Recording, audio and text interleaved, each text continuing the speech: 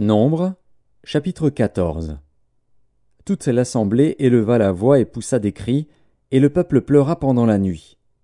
Tous les enfants d'Israël murmurèrent contre Moïse et Aaron, et toute l'assemblée leur dit : Que ne sommes-nous morts dans le pays d'Égypte, ou que ne sommes-nous morts dans ce désert ?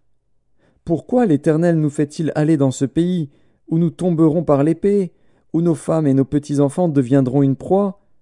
Ne vaut-il pas mieux pour nous retourner en Égypte ? Et ils se dirent l'un à l'autre : Nommons un chef, et retournons en Égypte. Moïse et Aaron tombèrent sur leur visage, en présence de toute l'assemblée réunie des enfants d'Israël. Et, parmi ceux qui avaient exploré le pays, Josué, fils de Nun, et Caleb, fils de Jéphuné, déchirèrent leurs vêtements, et parlèrent ainsi à toute l'assemblée des enfants d'Israël. Le pays que nous avons parcouru, pour l'explorer, est un pays très bon, excellent.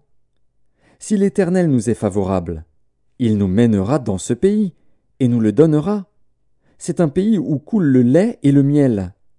Seulement, ne soyez point rebelles contre l'Éternel, et ne craignez point les gens de ce pays, car ils nous serviront de pâture. Ils n'ont plus d'ombrage pour les couvrir. L'Éternel est avec nous, ne les craignez point. Toute l'assemblée parlait de les lapider, lorsque la gloire de l'Éternel apparut sur la tente d'assignation devant tous les enfants d'Israël. Et l'Éternel dit à Moïse : Jusqu'à quand ce peuple me méprisera-t-il ? Jusqu'à quand ne croira-t-il pas en moi, malgré tous les prodiges que j'ai faits au milieu de lui ? Je le frapperai par la peste, et je le détruirai. Mais je ferai de toi une nation plus grande et plus puissante que lui. Moïse dit à l'Éternel : Les Égyptiens la prendront, eux du milieu desquels tu as fait monter ce peuple par ta puissance, et ils le diront aux habitants de ce pays. Ils savaient que toi, l'Éternel, tu es au milieu de ce peuple, que tu apparais visiblement, toi, l'Éternel, que ta nuée se tient sur lui, que tu marches devant lui le jour dans une colonne de nuée, et la nuit dans une colonne de feu. Si tu fais mourir ce peuple comme un seul homme, les nations qui ont entendu parler de toi diront : L'Éternel n'avait pas le pouvoir de mener ce peuple dans le pays qu'il avait juré de lui donner, c'est pour cela qu'il l'a égorgé dans le désert. Maintenant, que la puissance du Seigneur se montre dans sa grandeur, comme tu l'as déclaré en disant : L'Éternel est lent à la colère et riche en bonté. Il pardonne l'iniquité et la rébellion. Mais il ne tient point le coupable pour innocent, et il punit l'iniquité des pères sur les enfants jusqu'à la 3e et la 4e génération. Pardonne l'iniquité de ce peuple, selon la grandeur de ta miséricorde, comme tu as pardonné à ce peuple depuis l'Égypte jusqu'ici. Et l'Éternel dit : Je pardonne, comme tu l'as demandé. Mais je suis vivant, et la gloire de l'Éternel remplira toute la terre. Tous ceux qui ont vu ma gloire, et les prodiges que j'ai faits en Égypte et dans le désert, qui m'ont tenté déjà 10 fois, et qui n'ont point écouté ma voix, tous ceux-là ne verront point le pays que j'ai juré à leur père de leur donner, tous ceux qui m'ont méprisé ne le verront point. Et parce que mon serviteur Caleb a été animé d'un autre esprit, et qu'il a pleinement suivi ma voix, je le ferai entrer dans le pays où il est allé, et ses descendants le posséderont. Les Amalécites et les Cananéens habitent la vallée. Demain, tournez-vous, et partez pour le désert, dans la direction de la mer Rouge.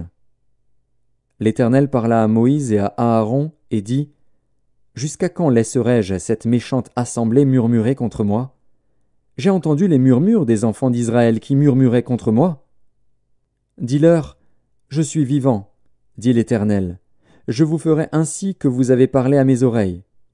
Vos cadavres tomberont dans ce désert. Vous tous, dont on a fait le dénombrement, en vous comptant depuis l'âge de 20 ans et au-dessus, et qui avez murmuré contre moi, vous n'entrerez point dans le pays que j'avais juré de vous faire habiter, excepté Caleb, fils de Jéphuné, et Josué, fils de Nun. Et vos petits-enfants, dont vous avez dit : Ils deviendront une proie, je les y ferai entrer, et ils connaîtront le pays que vous avez dédaigné. Vos cadavres, à vous, tomberont dans le désert. Et vos enfants paîtront 40 années dans le désert, et porteront la peine de vos infidélités, jusqu'à ce que vos cadavres soient tous tombés dans le désert. De même que vous avez mis 40 jours à explorer le pays, vous porterez la peine de vos iniquités 40 années, 1 année pour chaque jour, et vous saurez ce que c'est que d'être privé de ma présence. Moi, l'Éternel, j'ai parlé. Et c'est ainsi que je traiterai cette méchante assemblée qui s'est réunie contre moi. Ils seront consumés dans ce désert, ils y mourront. Les hommes que Moïse avait envoyés pour explorer le pays, et qui, à leur retour, avaient fait murmurer contre lui toute l'assemblée, en décriant le pays, ces hommes, qui avaient décrié le pays, moururent frappés d'une plaie devant l'Éternel. Josué, fils de Nun, et Caleb, fils de Jéphuné, restèrent seuls vivants parmi ces hommes qui étaient allés pour explorer le pays.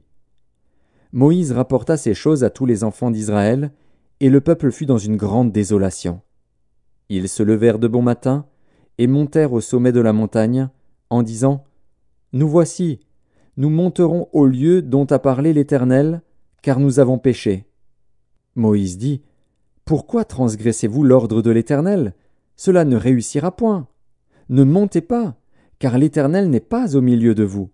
Ne vous faites pas battre par vos ennemis.